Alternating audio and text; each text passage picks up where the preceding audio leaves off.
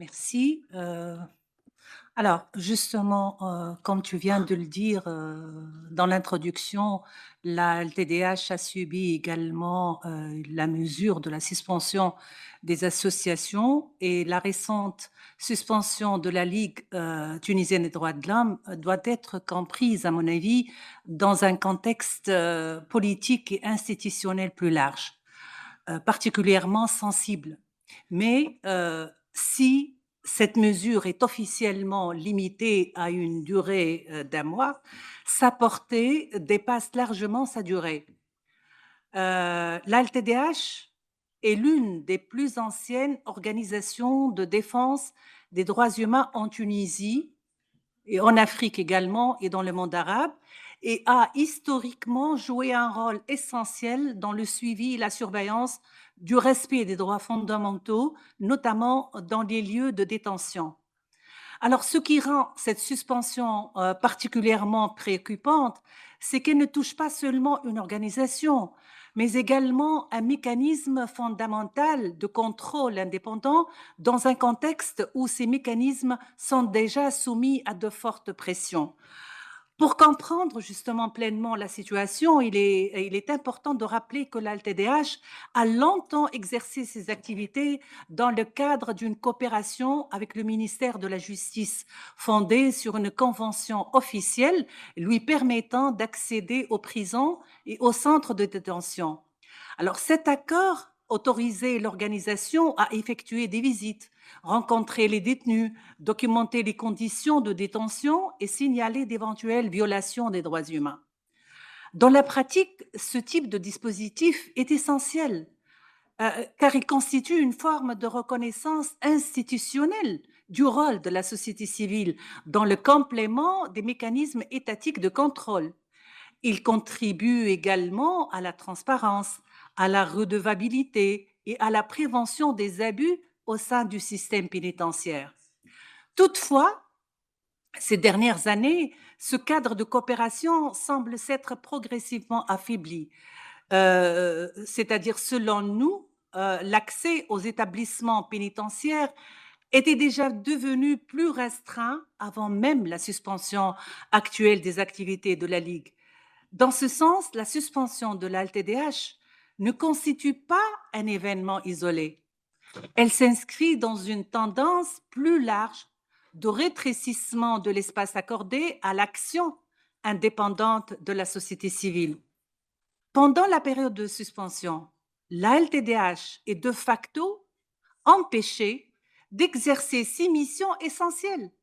Cela inclut les visites des prisons, la documentation directe des conditions de détention, la collecte de témoignages auprès des détenus, ainsi que la publication de rapports et d'alertes publiques. Même temporaire, cette interruption crée un vide important dans le dispositif de surveillance indépendante à un moment où celle-ci est particulièrement nécessaire.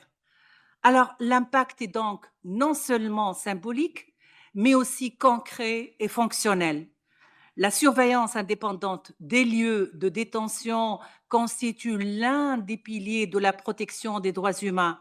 Lorsqu'elle est interrompue, même brièvement, la transparence diminue et la capacité à détecter, documenter et prévenir d'éventuelles violations s'en trouve réduite. Plus largement, de nombreux rapports émanant également d'organisations nationales et aussi internationales font état de défis structurels persistants au sein du système pénitentiaire tunisien. L'un justement des problèmes les plus fréquemment signalés est la surpopulation carcérale. De nombreux établissements fonctionnent au-delà de leur capacité officielle, ce qui affecte directement les conditions de vie des détenus.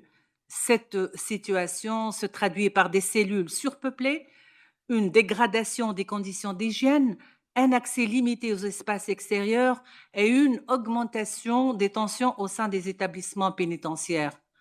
Outre la surpopulation, des préoccupations récurrentes concernent également l'accès aux soins de santé. Les détenus sont souvent confrontés à une prise en charge médicale insuffisante et un accès limité au soutien psychologique, et on a même enregistré quelques cas de décès, malgré la vulnérabilité particulière des populations carcérales. Ces insuffisances structurelles touchent l'ensemble des détenus, indépendamment de la nature des accusations retenues contre eux. Toutefois, dans les affaires politiquement sensibles, impliquant notamment des journalistes, des avocats, des militants ou des personnalités publiques, les préoccupations exprimées par les familles et les représentants légaux concernent souvent des questions supplémentaires. Il s'agit notamment des restrictions relatives aux visites, des limitations de communication avec l'extérieur et de ce qui était décrit par certains comme un environnement de détention de plus en plus tendu et sous pression. C'est dans ce contexte plus large que la relation entre l'État et la société civile revêt maintenant une importance particulière. La convention conclue entre l'ALTDH et le ministère de la Justice n'était pas un simple accord administratif, elle constituait un instrument essentiel permettant un contrôle indépendant des conditions de détention. Tout affaiblissement de ce cadre, combiné à la suspension des activités de l'organisation, a un impact direct sur l'ensemble du système de contrôle et d'équilibre institutionnel. En définitive, je conclus. Donc, la question centrale ne concerne pas uniquement le statut d'une organisation, mais l'état des mécanismes de contrôle indépendants dans le pays. Lorsque les acteurs de la société civile voient leur capacité d'accéder aux lieux de détention et de rendre compte publiquement de leur observation limitée, le niveau de transparence diminue et le risque de violation non signalée augmente.